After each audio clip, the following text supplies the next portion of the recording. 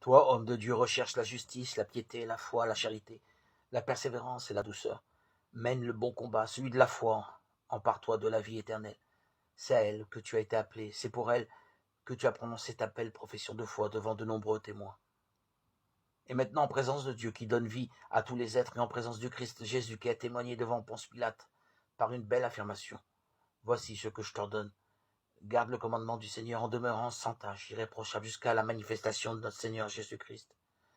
Celui qui le fera paraître au temps fixé, c'est Dieu, souverain unique et bienheureux, roi des rois et seigneur des seigneurs. Lui seul possède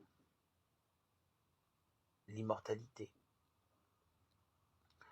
Habite une lumière inaccessible. Aucun homme ne l'a jamais vu et nul ne peut le voir. À lui honneur et puissance éternelle.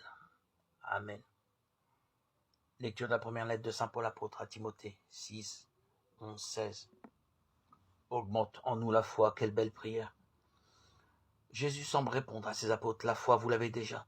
Ce qui vous manque, c'est oser la mettre en pratique. L'image de l'arbre qui se déracine et va se planter dans la mer peut surprendre. Il ne s'agit pas d'un prodige gratuit ni d'un tour de magie. Dans la culture juive, la mer symbolise les forces du mal et de la mort. L'arbre au contraire évoque la vie et la fécondité.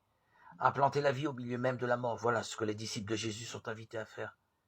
Même un grain de foi suffit à opérer des merveilles, pourvu qu'elle soit mise à l'épreuve du réel. Ce n'est pas une foi théorique,